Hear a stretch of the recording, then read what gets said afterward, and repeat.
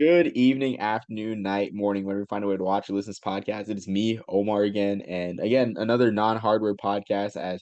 As I wait for Jackson to return from his honeymoon. I feel like I'm the bride waiting for Jackson. It's kind of funny how that works out. But anyway, he'll be back soon. We'll be back in the swing of things. But until then, I mean, just doing some side podcasts now. And I mean, this is a gentleman that I owed a podcast to after one of my merchandise giveaways, my collectible giveaways, and I'm so glad to have him on the podcast. A Rutgers fan, and I mean we got Matty Waters, a Rutgers fan that we follow each other, and it's funny because as a kid we were talking beforehand. As a kid, I wanted to beat Rutgers so bad as an Army fan, but it just never worked out. And then coming the 2010s when Army gets good and Rutgers is bad in the Big Ten, I'm like, man, what I'll give to play Rutgers. But no hard feelings here, Maddie. Thanks for joining. Oh, my pleasure. Thank you for having me on. Yeah, I mean, I'm a Rutgers fan. I also grew up. I basically picked Rutgers on my own as become a Rutgers fan, even though I've graduated from Rutgers. I have two bachelors and my MBA from Rutgers. My wife went to Rutgers. She has her undergrad and law degree from Rutgers. So we're full of Rutgers in this house, and that's why my son goes to University of Delaware. And basically, I'm just a huge college football fan. It's always probably been my first favorite of football watching over the NFL. We got to know each other through the USFL, Yeah. where I have a little bit of a general shirt on for Oh, you yeah. today. So No I was problem. a, season ticket holder, 80, for the 83, 84, 85 seasons, when I was in middle school. And that's when I really fell in love with the game of football. I'm the son of a high school football coach. So, I grew up being taught the game by my father. So I always, enjoyed it. And it's kind of, I graduated college just as he retired from teaching and coaching. So we started going to Rutgers together. They had just built the stadium. They had torn down the old WPA stadium that was pseudo high school in look, and built the bones of what is today's Rutgers stadium, now SHI. And my father and I started going, and that's when my fandom probably really started to ratchet up with Rutgers. I actually served on the executive board of the Rutgers Touchdown Club, which is kind of like the booster organization to the football program from 2002 to about 2013.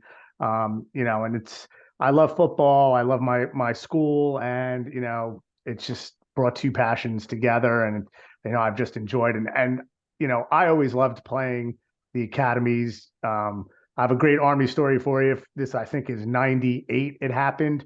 Um, two young cadets snuck over to the scoreboard area, climbed up to the top of the scoreboard, and then hung an Army banner over the where it said Rutgers on the scoreboard. And then a New Jersey State Police officer walked over and basically motioned for the two of them to get down. And you could see the look on the commandant's face of knowing he had to come over and basically, kiss this guy's rear end to make sure these two kids didn't get cuffed and put in a car. And so everybody was just screaming, you know, like the Full Metal Jacket, like Private Pile, what are you doing on my scoreboard? I mean, it was quite hilarious of a moment. And then we saw some cadets walking out. We asked what was going to happen to the two guys when they got back, and they just said they'll be walking a very long time for having to do that. We were just like, oh, that sucks. But yeah, I always enjoyed Rutgers and Army games and Rutgers Navy games because I always thought it was the schools were always had a good collegiality between the fans, between the players, the environments.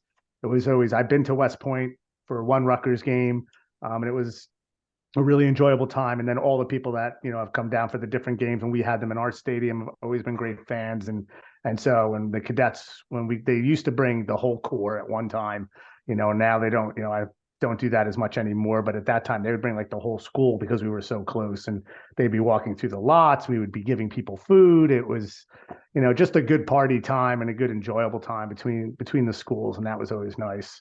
So, I mean, overall, I have to say that I'm happy the season has started for college football. I think it's going to be interesting. I think, with Dion shaking up the rankings and getting some big wins, and Alabama going through what looks like to be a little bit of a development year for them, as far as programs can call themselves development years when they're still that good. I mean, it'll be interesting as the season wears on and see who rises to the top and who falls off. Yeah, I definitely agree. I mean, for me, not so much on like the New Year's Bowl and like playoff. I love bowl games. That's my huge thing. Bowl games are the heart of college football. So just seeing the bowl races shape out, I always get excited late October when that happens. And we'll talk later on about where Rutgers may fit in that. I don't want to jinx anything, like I said before, but but yeah, like I do miss the Rutgers Army games. It's just funny. Like the last time that our two schools played, 2015. I remember I was getting back from football practice in New Mexico. So, I mean, I had already missed like the game by the time we got back from a Saturday morning practice. Like, game was like already like mid third quarter. So I already missed most of it. And like it didn't occur to me like that was like in the dark years of Army football. I mean, early on in Coach Jeff Monken's tenure, I think they went 2-10 that year with a loss to Fordham.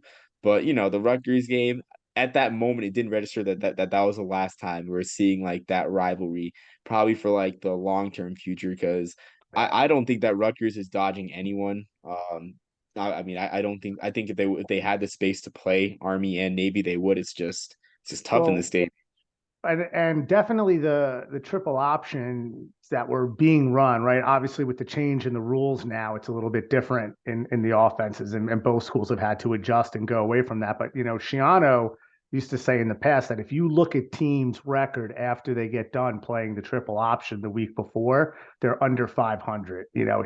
He he never didn't like playing the academies, but certainly it was a lot of abuse on the kids, right? It's just a physical game to have to play, on your defense, to have to play that offense, and a lot to prepare and a lot to deal with. And I think, once they moved into the Big Ten, it's like I got to deal with Ohio State, I got to deal with Michigan, I got to deal with Penn State. Like I can't deal with this other pesky thing that is just going to wear my team down, and I have to spend all this extra time because Rutgers. I mean, Shiano, after Paul Johnson embarrassed him in '04 when they just completely destroyed Rutgers, he changed his whole philosophy on how to prepare for triple option teams, and they started when they knew they were going to play a triple option team like that. They would do every practice. They would spend 10 minutes on it from the beginning of camp until they got to that game because they knew they couldn't just prepare for it in a week. And I think that's part of what went into it because that's the problems that kind of offense caused. I mean, Monken, and that's one of the reasons why he leaned on it as well. It was a great offense for the personnel that they had. And I think, hopefully they can find a way to play again somehow because I think regionally it's good for the region to have those two schools play each other.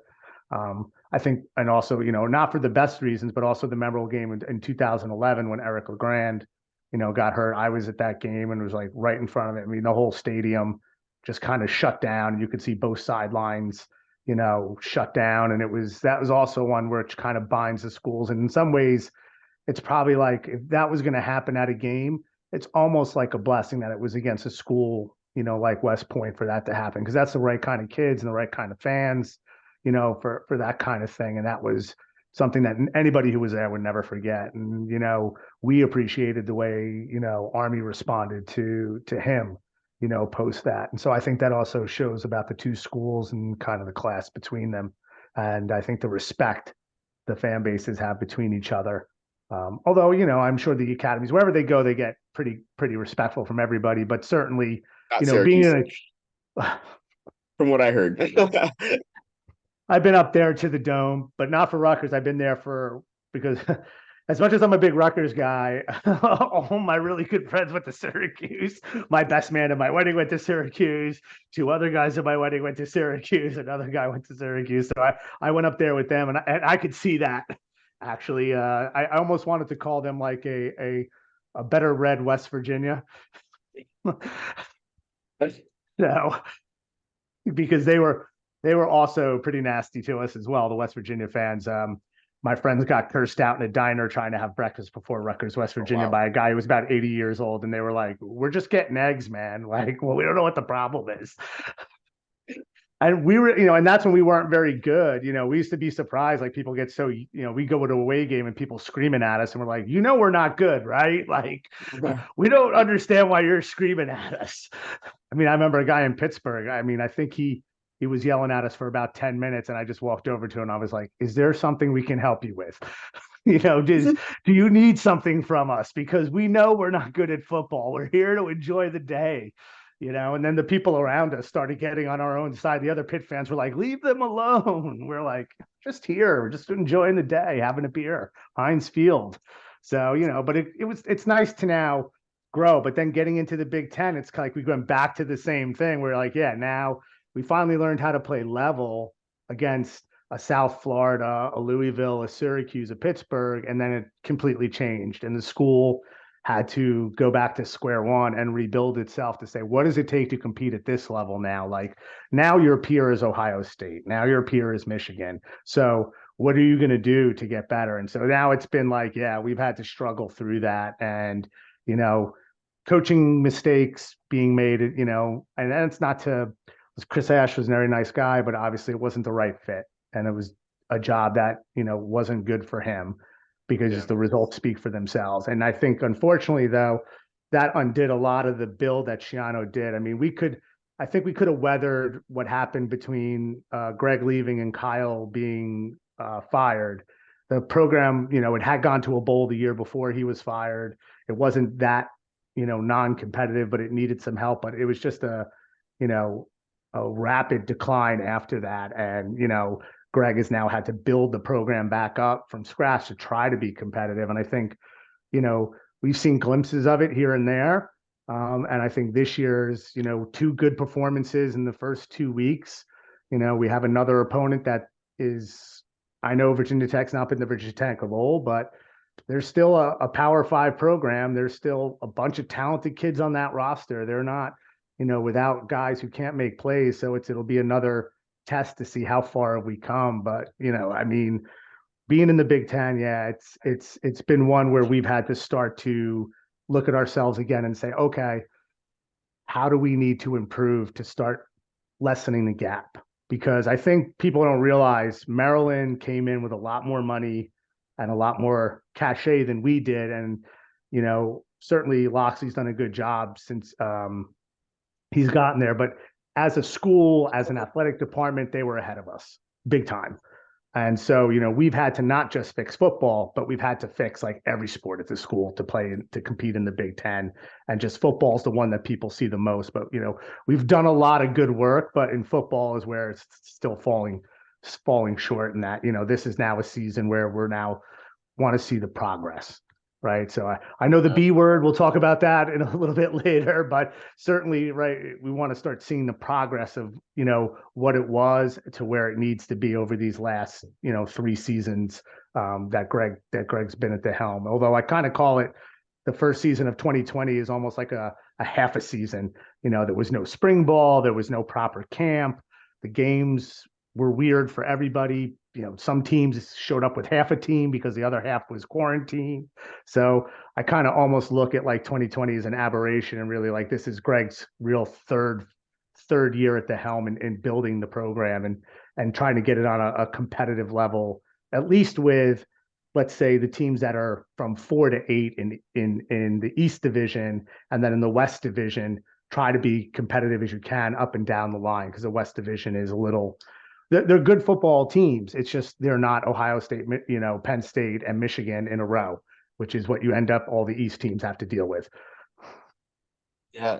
And I think that's a great point. I mean, I think I guess you know better than I would. I think the administration has a longer leash for Shiano, which I mean it's warranted. But I mean I'm excited for what you guys can do. I mean, I don't like any program being viewed as a laughing stock for college football. I enjoy parody as I'm sure most real college football fans Yep. do. But you mentioned Virginia Tech, and that's the first topic. I mean, you hit on it a little bit. I mean, a Power Five team, but last week you guys beat Temple decisively. Which I mean, the past 2 games against Temple, I've been really surprised by results because Temple's just they're on the up climb too. They're climbing up. After being at the bottom a little bit, they have EJ Warner, good young quarterback, but you guys have blown them out the past 2 years, and now you have another former Big East cohort in Virginia Tech. So as a Rutgers fan, and I know you guys scheduled Syracuse as well in 2021. So Yes. as a Rutgers fan, are you enjoying the Big East nostalgia? Do you want that I, a constant staple of the schedule? Well, I have to say, I did. I mean, personally, I really enjoy us playing Temple to a degree because I think it's good for both programs in the regional aspect, right? I mean, we're 45 minutes from Philadelphia, so plenty of our fans can go down there. Their fans can come up. I think that's good, for Eastern football, and to keep and kind of still keep that. And also, I mean, I'm not going to lie, I never hated Temple. I always looked at them as like almost a brother, and like we're both struggling through the '90s here and just getting our heads kicked in by these different schools. And then, we'd play each other for like at least one of us has to win a game, right? In this conference. Like it's like because for all the ineptitude we put on ourselves, it was like their administration was like, oh, we should do the same thing they're doing and just be just as inept as they are at what we're doing here. And then finally, for us, Greg moved us in the right direction. I think for them, with the Big East kicking them out really hurt them, and it took them a while. But when Al Golden came in, um, who I actually played Pop Warner in the same organization with him and played. I was 2 years behind him in school. He was from my hometown, except he went to Red Bank Catholic instead of the public school. He kind of took Shiano's playbook to build Temple into a winner and kind of, the same kind of mantras. And so I think it's been good for both schools. And yeah, I think like defensively, we've really controlled them. I mean, we blew them out in 2021. In 2022, they really didn't score many points. We just didn't score many points. And, this week, we also had a strong defensive performance. I think last year was a bit of an aberration offensively to some degree because we didn't have a quarterback, right? Gavin Wimsatt got hurt, I think, on his second series of that game, and then Evan Simon was the only quarterback healthy for the rest of the game. So they really struggled offensively. But what I saw, and I think is the growth in that with the team in the game with Temple is they really controlled most of that game. You just kept waiting for them to finally make that play. Like there have been a bunch of different chances in the previous three quarters before the fourth quarter where we should have had two picks already and we dropped them, or we should have broke that play and we just it was one step too slow, or I'm going to say, we got a few penalties that I would say are a little bit questionable at certain points about whether those were really good calls that kept Temple drives alive, that we should have got the ball back and maybe we've been able to drive it down. So finally, it just kind of broke. Like all the pressure, all the drops finally just kind of worked out. And then once we got a couple of breaks, we just kind of took control and wore them down. I think that's the difference you see certainly in the growth is a Big Ten program should, hopefully wear down, uh, other, what do we call them anymore? Group of fives, groups of six. I don't even know how many conferences are left, but I hate using those terms because I feel like it's an insult to say someone's not a power five. Like there's some good football players and good football teams in all those conferences. So, but you would hope that you would eventually your talent level, if you're playing in the Big Ten against one of those teams, that's where it should show up in the fourth quarter. That you've maybe not done as well, but let's take control, let's execute, let's wear them down, let's make the plays we're capable of. And I think that happened. And that's like the positive steps in the development that you look for is were you able to step up and put a team that's quote unquote, less than you away. And so now, we look at Virginia Tech, right, and turn our attention. They're a good team, with a lot of talented kids. They definitely got injuries coming into this week. They got their starting quarterback banged up. So now everyone's fretting on the Rutgers side about we don't know what's going to happen because we like to make every backup quarterback a star. So for us, we'd much rather have the starting guy. It seems whenever the backups come in against us, is they have the greatest games of their lives. But they're definitely their top receiver hurt his ankle in the Purdue game, is out for the year, and another guy who was, I think, the second receiver is also banged up, and they may not have him. A tight end is banged up, a safety's banged up, a defensive tackle's banged up. Another guy that is just listed as an athlete. So I'm not. I didn't be able to watch their whole game. I just saw the highlights. I'm not sure how much of a bigger role, but when listening to Shiano's press conference, he's still Greg, which is everybody is Alabama and everybody's got quality guys. And so it's hard to get a read, but he'll never be overconfident. But, just looking, I'm never overconfident because I'm like, they're still Virginia Tech. Like there's still a core to that that team that can play football. I mean, I thought Justin Fuentes was going to be a great hire for them. I thought he had done really well at Memphis. I was super surprised when they didn't flourish under him because they were obviously being handed over with a solid base of a solid team. I just don't know what went wrong, but somewhere Virginia has a ton of athletes, a ton of good football players come from that area, and they're full of them. So I sit here saying, hey, we're a better football team, but this is one of those games we really need to go out and see how good we are, because I feel like that's a team that also just gets regular respect from the national media. That Virginia Tech, they might have trouble, but they've built enough, I want to call it brand equity, with talking heads, that's a game that I think for us we need to go out and win, and I think where for us is going to be seen as, are we able to do the kind of football we've been playing the first 2 weeks of the year, which has been control it on offense and have a extremely aggressive defense that's been able to stop people. I noticed in the Virginia Tech, they did not get a lot of yards on the ground their first 2 weeks. So they've had to go to the air. So we'll see whether that changes with some of these injuries, and how we prepare. But, stopping the run's been our strength on D. So, maybe that's going to play into it. Yeah, I'd have to agree. I mean, Virginia Tech, like you said, I mean, I'm not sure either what went wrong with the Fuente. I mean, it seems like the key. I mean, early on, I thought there are signs of them being there to stay. I know they went to the ACC title game in 2016, and they continue to kind of linger around as like a very, I'd say probably like top 4 or 5 ACC team. Now, of course, they're trying to pick up the pieces with like Brent Pry, now. But I mean, like you say, there's non-conference games that are like blockbusters, like program defining.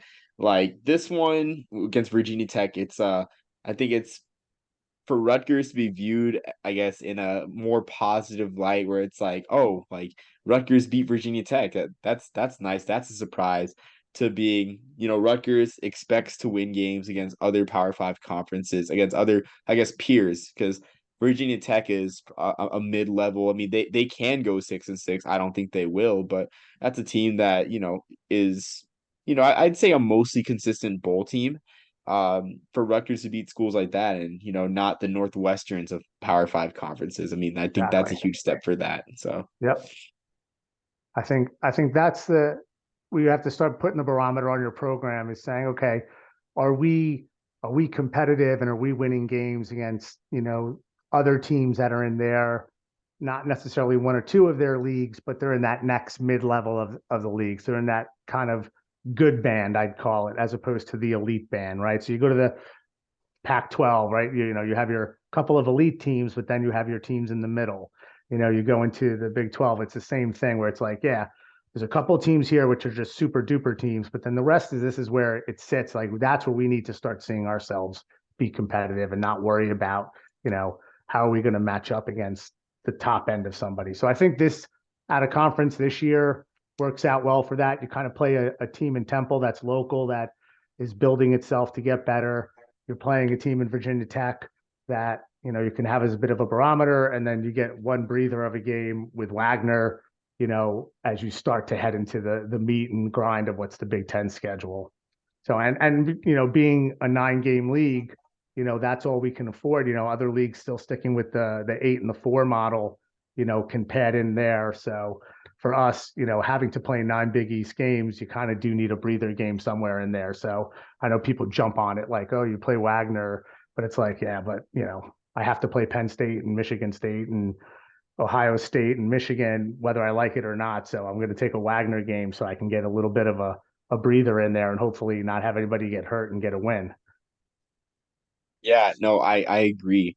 I think also too, I feel like you say, like the whole middle echelon. I feel like for Rutgers to carve a niche is kind of like another Purdue in the conference, where Purdue consistently goes to bowls but Yep. can beat anyone at any time. I mean, we've seen them upset Ohio State, and we've seen them appear in the Big Ten title game last year. I think that's a pretty good niche for Rutgers to carve in the Big Ten. Yeah. I think our goal that from the fans is we all want that signature upset win. Like we want that moment of like we should never have won this game that we won in this conference against somebody who's elite in this conference. The way Purdue, every once in a while Purdue's going to beat an Ohio State, right? Or if Wisconsin is the top dog going on, they bang a win out.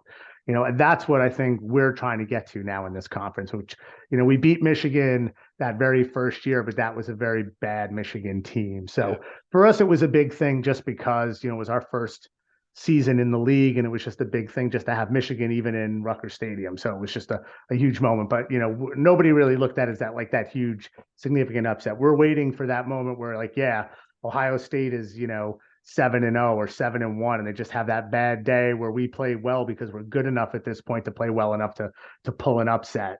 So I think that's the next level after this level, that you have to get to this consistent medium level to be able to be good enough to then get that signature upset. Because when you're down here in this league, it's never going to happen. You're never, unless like half the team gets COVID and they keep them home, because it's just not going to happen. Like they're too good, they're too deep. You have to raise your game to at least a certain level. I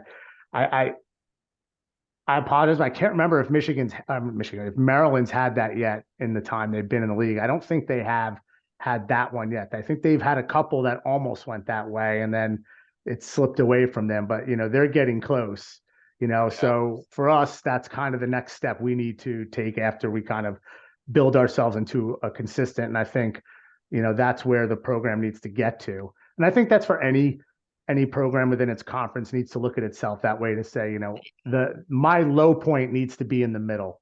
I can't, that's where we have to build our quality base, whether you're in the AAC, ACC, Big Ten, or whatever. You have to build a program that your down years, you're 6-6, or you're 7-5. Your down years can't be 2-10, right? That Right. can't be where you're, and then your best years are only at 6-6.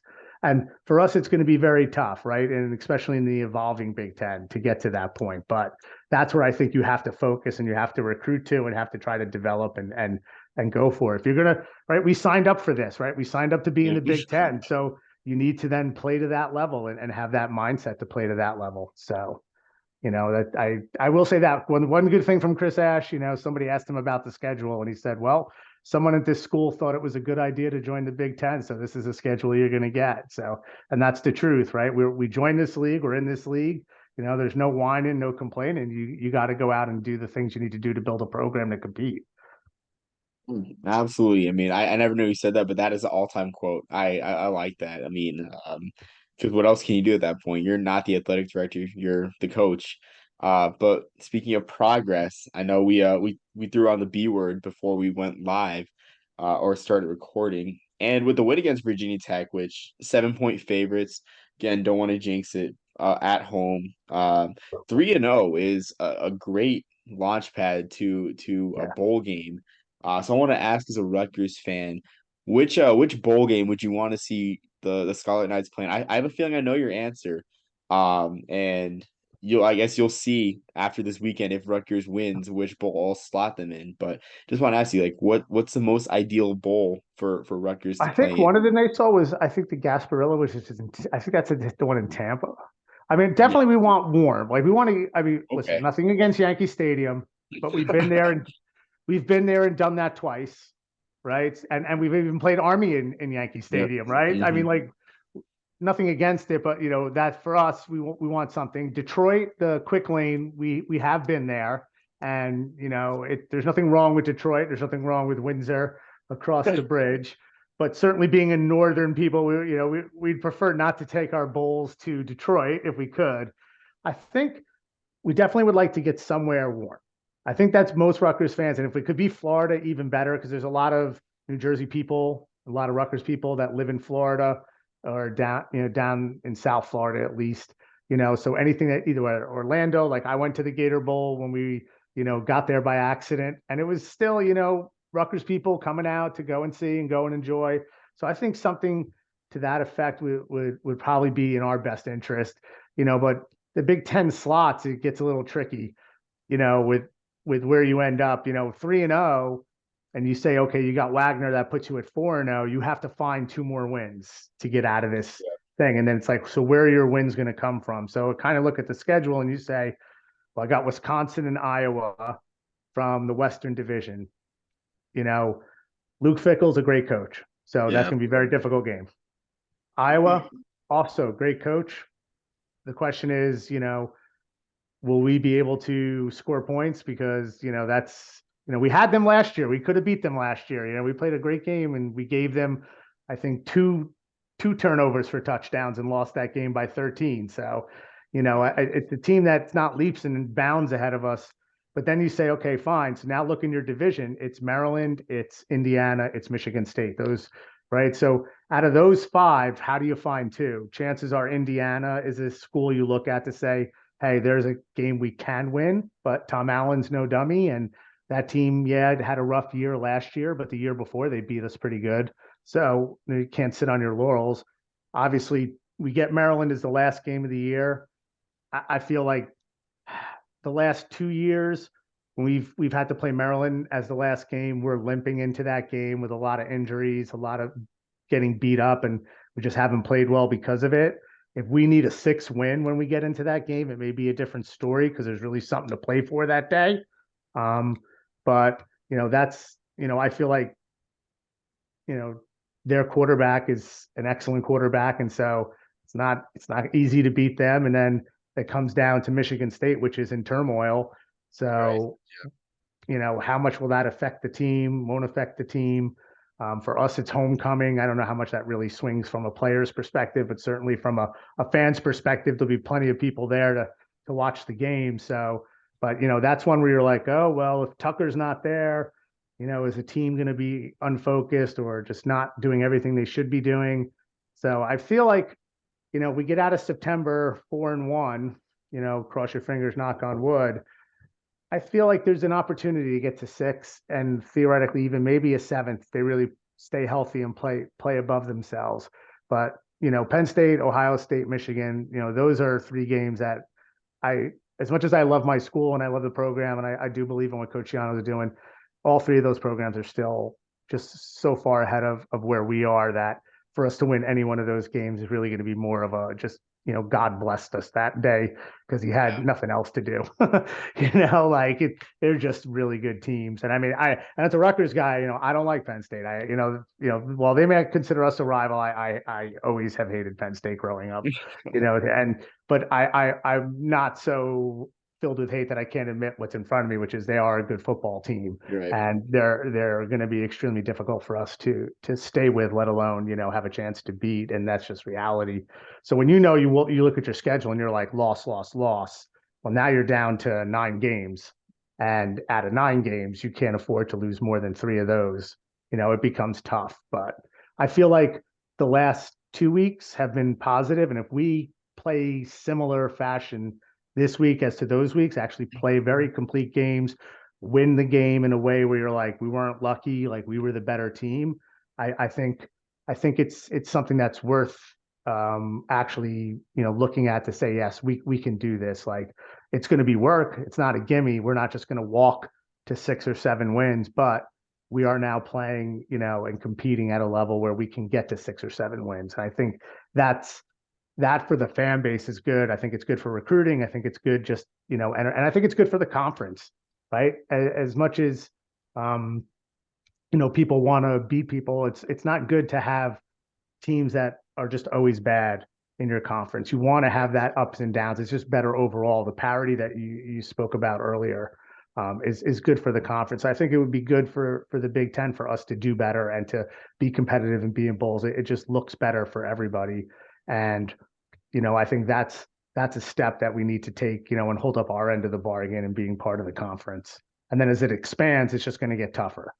So, Right. Yeah. because I mean, why not bring in Washington, USC, UCLA, and Oregon to to go against as well?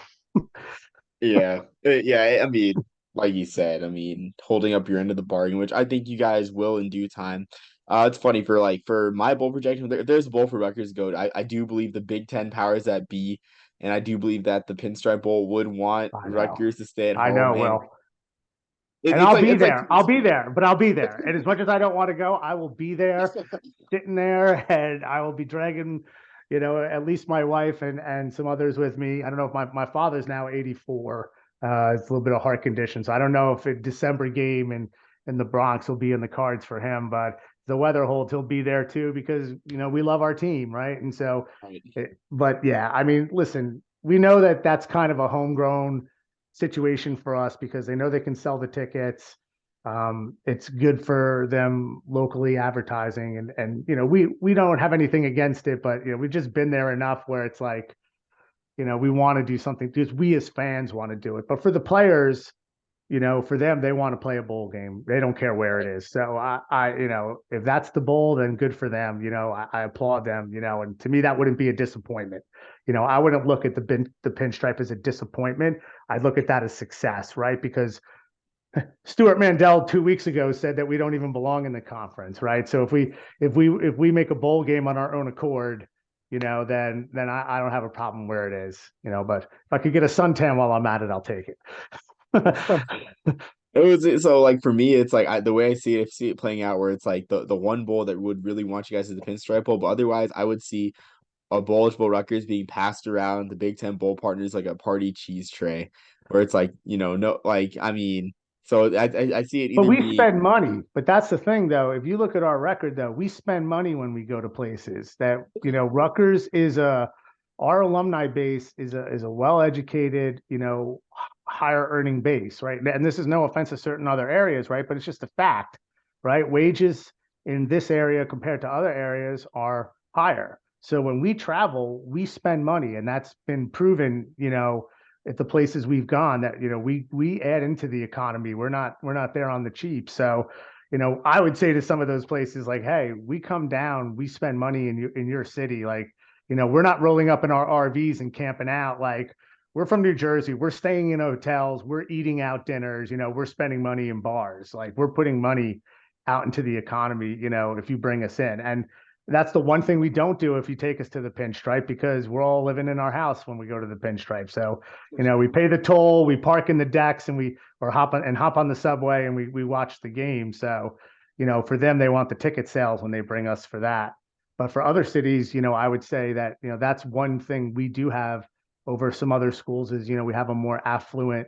We're not Stanford graduates or Yale, but certainly just the income base of our area, does bring money to the thing, and we travel well to our bowls. We have done that, as well. We're not skimp on going, and that's probably because we haven't had that many to go to. So the fan base when it happens is energized to want to go and want to attend. I think the Gator is obviously the anomaly because when you get named 7 days before the bowl game during Christmas and it's on New Year's Eve, it's a little tougher to get people down to Florida from New Jersey.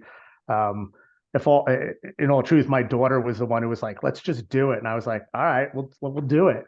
So I'm like, we went down and we just, came in, flew in the night before, went to the game, got up the next day, flew right back out. But, you know, I wasn't the only one doing that. There was quite a few people that just did it for the heck of it. And I think that's a good representation of us as a fan base, to rally around that and do it. But I think Pinstripe's a good place. I mean, plenty of Yankee fans in this area.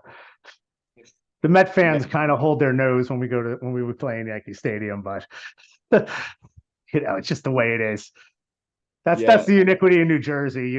We can all be there to root for Rutgers, and at the same time we're on the opposite ends of stuff. In fact, you're a USFL guy, and this is a USFL story, but one of the most brutal fights I've ever seen in my life was in Giants Stadium at a USFL Generals game between a Islanders fan and a Rangers fan. And this is when the Islanders were at the height of their powers in the NHL. So, here you got two fans both here to root for the same team, brawling with each other over opposite ends of the hockey. So, we're kind of like, as much as we're all cheering for Rutgers, at the same time, we're like Rangers versus Devils, Yankees versus Mets, Jets versus Giants, Knicks, Nets. I mean, and then you add the guys from South Jersey into the stadium, and you got Eagles, Flyers, Sixers.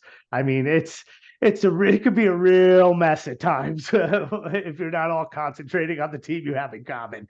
So it's all good. It's all good. But I agree with you. If we make a bowl, you could pretty much pencil the pinstripe it'll be there no matter what. right. Yeah, I think also too, like in the scenario you guys don't get the pinstripe, I do say the quick lane or guaranteed rate in the lower end, which like some were warm. Like I've been in the guaranteed rate bowl twice. I mean, Chase Field is still called Chase. Yeah, Chase Field is it's an okay ballpark. It's not the best, but it's a comfortable place to watch a And game. and that's what was the Insight Bowl when we went in '05, Right. right there at Chase Field in Phoenix. And we had a great time. I went to that game. It was a great time. It's an awkward field for sure, Yes. to play a football game in, but you're in Arizona, in December. So kind of like you're like, hey, who cares? Let's just have some fun. Let's just have some football. And I think most bowl games are like that once, you're not in the playoff implications at that point, right? Like if you're not playing in the playoffs, this is about having a good time and enjoying it, and just let's have some fun and let's all get out of here healthy and just have a good game. So, and I think probably that's why you like bowl games. I like bowl games. Yeah, for sure. It's just a good time to have more football and just have some, coaches a lot of times let things hang out in bowl games and take chances, and it's a more wide open time for teams, and they're there to see their seniors off that are not load managing before the NFL draft now, and just enjoying it. So I've always, yeah, I mean, I remember being a little kid with on New Year's Day, I'd have three TVs in the living room so we could watch as many games as possible at the same time, back in the day. And it would just be an all day affair of, chili and football and just watching one bowl game after another. And it was just, I still enjoy it. Yeah, exactly. I mean, I feel like I guess our discussion reminds me of I know that there's a study that bronze medal winners are happier than silver medal winners, where it's just like for us, it's like there's no national title, there's no heartbreak, except if it's like for me, I think the most heartbroken I've been over a bowl was the Liberty Bowl when like you said for 2021 the Rutgers Gator Bowl, you're like the let's do it for me. I remember like at the kitchen table with my mom because like that was the first time I'd visited my family like that semester because I mean they live in New Mexico. That's how it always was. But I told my mom, and I mean it also played into the fact that because of the pandemic and they took away our spring break, we had a longer Christmas break, a month, and I told mom like this game's in 12 days, and I'm like Army's never gonna go to the Liberty Bowl again. Like I got to do this. So Yep. I was heartbroken over that one, but otherwise, like just seeing Army play in a bowl game. I mean, like in 2021, our last bowl, like when we beat Missouri on the game-winning field goal, like I mean, man, like treated that like it was the national championship, but it's just like, you know, it's our bronze medal. Well, but that's an extremely true statement because, my son played hockey. We were at a tournament in Lake Placid. We made the bronze medal game. And one of the other parents said, he goes, the bronze medal is a good game because you're happy if you win. He goes, you play in the gold medal game and you lose, you're just dejected the entire time. He's like, at least this game, it's like you finish fourth, you're like upset, but it's not the end of the world. So, and I think that's like most of those bowls. It's the same thing. If you lose it, you're like, I wish we could have won, but it's not the end of the world. This was a good time. So I think it's a pretty good analogy, to say, yeah, like most of the if it's not the playoffs, they're all bronze medal games, and hey, we lost, it's fine. But if we win, we're really happy because we got something out of it. It's just a good time. And in fact, I mean, I was so desperate to see Rutgers win a bowl game when they went to the Texas Bowl. I couldn't go that because my wife was due with my daughter, and she actually went into labor during the game. And she delayed going to the hospital so I could finish watching the game to see Rutgers finally win a bowl game. And then we went to the hospital. So that's the kind of woman you got to find and marry who can understand the sickness that you have for your team and for watching. But I finally got to see my lifelong dream from when I was a little kid to see Rutgers win a bowl game.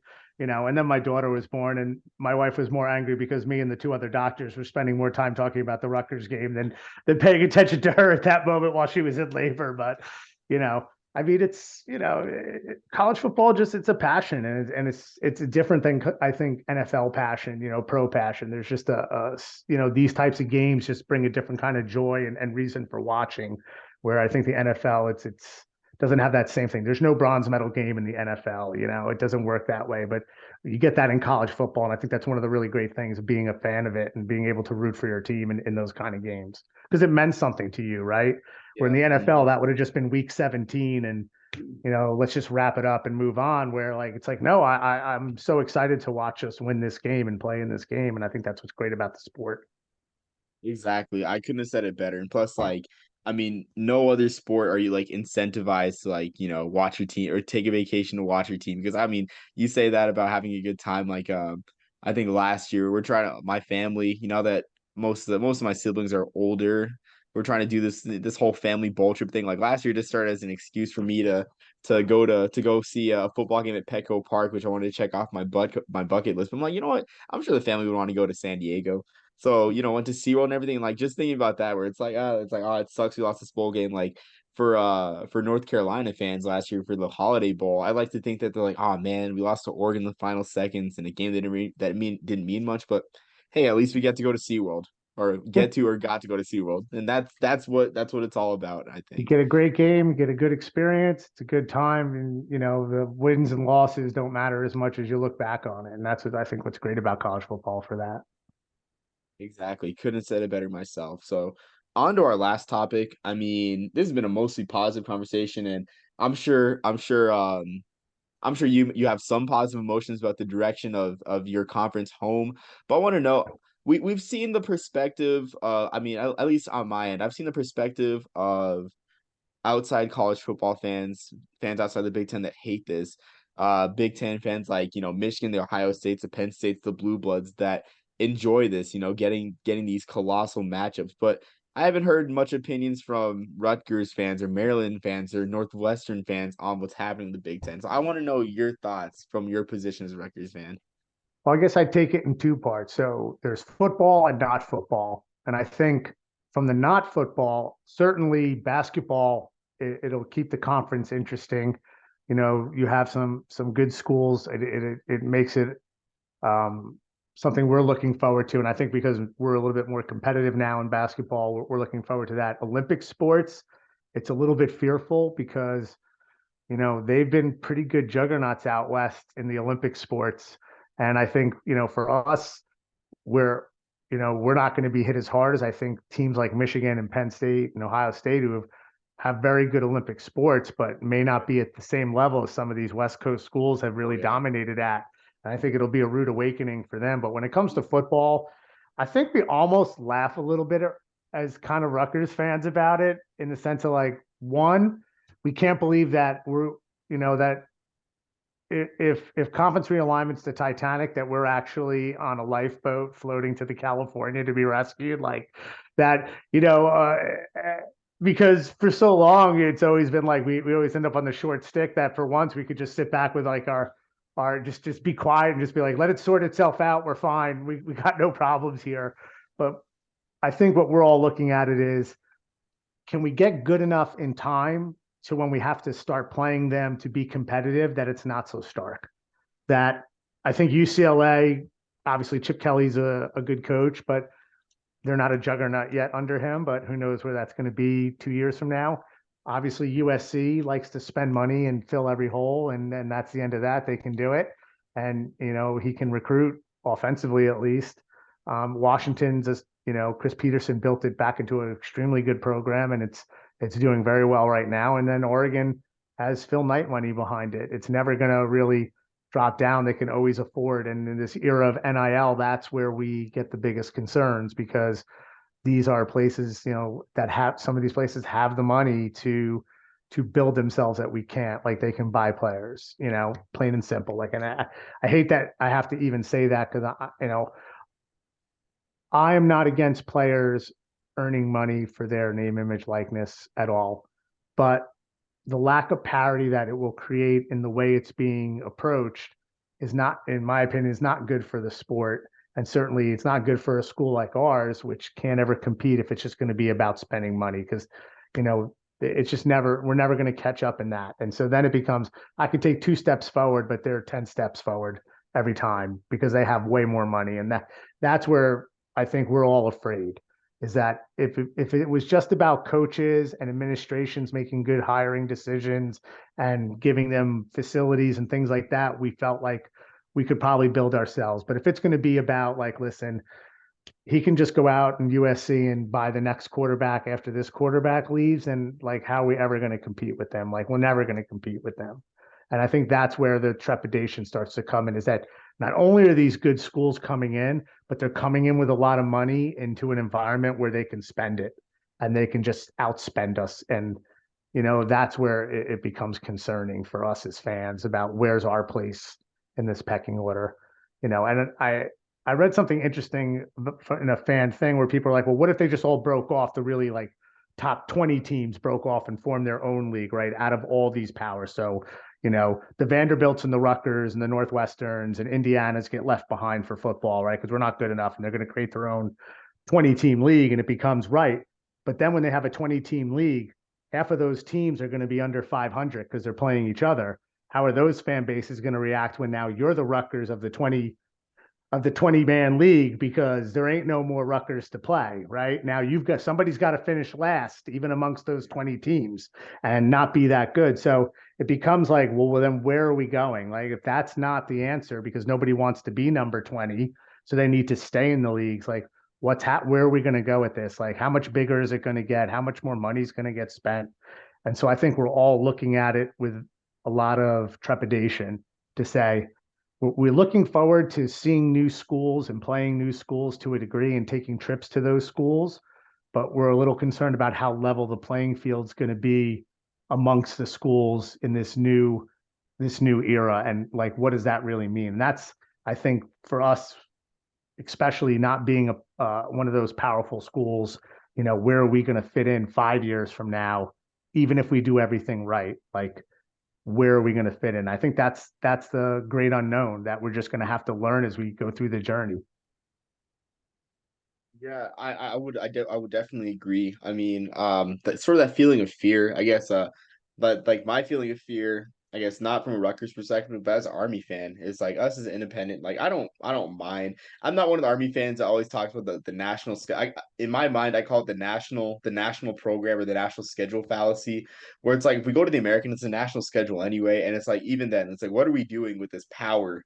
This power that we have, what we're doing with this power that we have is playing programs like, no offense to Louisiana Monroe, because they kicked our tail week 1, but it's like programs that aren't that don't move the needle nationally, like Louisiana Monroe. I mean, in a few years we have Rice. I mean, really schedules that like as a kid. I mean, I would see programs like like Rutgers. Like we'd play like Big East schools, we'd play ACC schools. Like we're not doing that much anymore with a No. national schedule. I mean, so that being said, like I mean, a year like this, like 2023, when we have, or 2024 next year, when we'll have, I think, 4 power conference teams on the schedule with, I mean, including Notre Dame, allegedly at Yankee Stadium for the 100th anniversary of the Four Horsemen. But that's something that I can go on and on about being excited. But games like Syracuse this year, Boston College or Wake Forest, and others, like those are just gonna disappear. Um, into thin air, which makes me scared because like what's left for Army fans to be excited for other than Army and Navy in this new kind of, like you said, like Super League college football, like a top 20 league college football. So that's my fear. Yeah. And I think for anybody who's a fan of the game and appreciates the history of the game, Army, Navy, they shouldn't be, they're programs that should be more prominent than they're going to be under that landscape. And I think that's something that's going to get lost. That's just unfortunate to the evolution of where it's gone. Right? I mean, Army, it was independent, and I almost want to say it was like, you'd have half your schedule would be against recognizable name teams. And then you'd have half your schedule I'd call the regional side of it, which is not that the teams are no names, but you're going to play us, you're going to play Temple, you're going to maybe go and play um, Holy Cross, or maybe, go out to another smaller school in the general vicinity of maybe the East Coast, or if there's a base somewhere where maybe they want to try to bring them down to play. But like, there'd be enough recognizable games on that schedule of who they were going to play, and usually always be like one reach game where Navy has the Notre Dame game every year. Army would say, you turn on the TV, one year they're at Ohio State, next year they're at Oklahoma, next year they're over here, and they're doing that. And now I just don't see where that, like you said, I don't see where it all fits in. And it's like, should it be that way? Is that good for the game? I don't think it is. I think that's something that's good, that's getting lost somewhere in all this money there's a certain aspect to the enjoyment and the purity of the game to some degree, and certainly, right, your type of student athlete, then when you start saying, well, how do you play against these schools when they can do what they can do with NIL and you're not even remotely, in that ballpark, it's just not competitive, right? So then what are you accomplishing with non-competitiveness on top of that? Where 10 years ago it was maybe you might win, well, chances are most likely you won't, but there was some sort of competitive balance that you could walk into that stadium and feel like, hey, on any given day.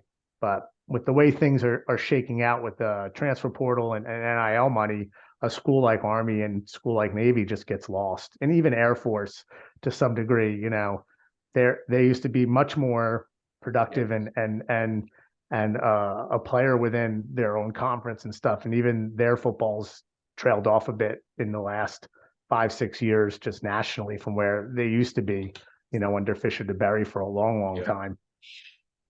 Yeah. I So, mean, yeah. but it's, everything you need to know about the game is in the sense of we changed the rules to have less plays, but the games take longer, Yeah. right? Because we got more ads. So you know who's running it, you know what it's being run about, and you know what the purpose of it is. And a school like Army doesn't fit into that model, and neither do we. Exactly.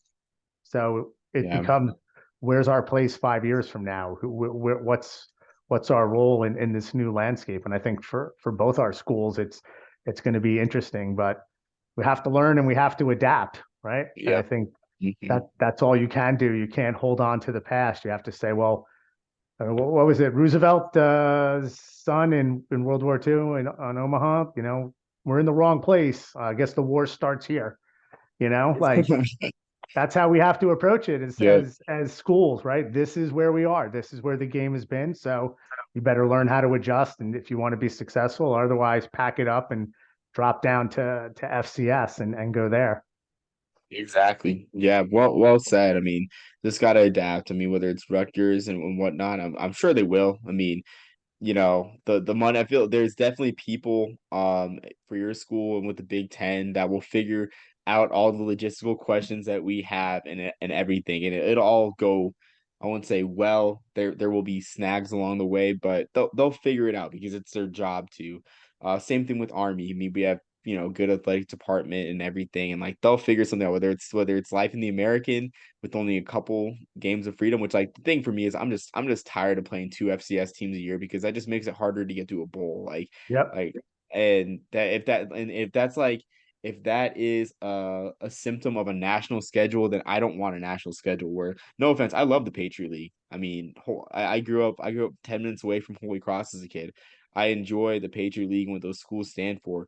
But when one of the goals that you accomplish at hand is going to a bowl game, I just don't get how you can't replace Yep. one of the FCS games with a winnable FBS game, Yep. I find it hard to believe that there is programs. I mean, maybe it'll be easier for us to schedule now that we don't run the triple option, that people aren't avoiding us like the plague. But I just find it hard to believe that programs wouldn't want to invite a military academy, especially like Yep. programs that struggle with attendance because that's free money. But that's just me venting. But yeah, so I mean, I couldn't agree more with your take on I guess on a Rutgers fan stance on conference year alignment. Yep. It's going to be interesting. That's for sure. Absolutely. Yeah, but this conversation was interesting, Maddie, and Thank you so much. yeah, thank you. I mean, I hope to have you again sometime. Hopefully, come Awesome. December, we're talking about bowl projections when Rutgers hits that 6 win mark, which I wouldn't count you guys out against Iowa, to be honest with you. I really wouldn't. Well, as long as Brian's calling the offense, I got a shot. Yeah. What Yeah. was he got to make 25 points a game or he gets fired? He had 20 last week, so he's going to have to find a way to get a few more in. It's not looking good. Yeah, it's not looking good at all for him. I don't know if they have an FCS team, but even then, when they play FCS teams, that offense stalls, like the South Dakota State game last year, which I still can't believe. That's probably one of the greatest defensive performances I've ever seen, at least on Iowa's I part. will Which, say that their defense unbelievable though. Some of oh the yeah, best tackling I've ever witnessed in person last year was by that Iowa defense. Those you got to tip your cap to the quality of that defense. yeah, So absolutely. I mean, and I kind of respect it too, being old fashioned, just like a team that's culture is based on defense rather than being a team that, that because in my eyes now every team throws the ball and scores a lot of points. Like there's nothing unique to it. A team that plays good defense, that's unique and enjoyable for real college football fans. Yep. So, So but thank you so much. I really appreciate it. It's great to talk college football. I look forward to doing it again. And if you ever do end up out here for Army football game at Yankee Stadium, be sure to I can take a trip in for a beer beforehand, and be happy to root for the Black Knights. absolutely. I might take you up on that offer because already I'm just daydreaming about that. We might get beat by a lot against Notre Dame, but this is I remember telling my girlfriend, I like telling her about it too. It's like she was like asking me, oh, it's like what games are you gonna try to go to next year?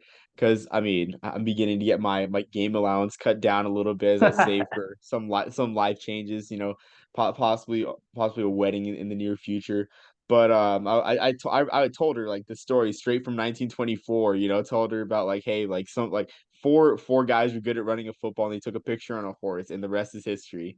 Yep. So that's the best way I can explain it to The her. birth of the SID.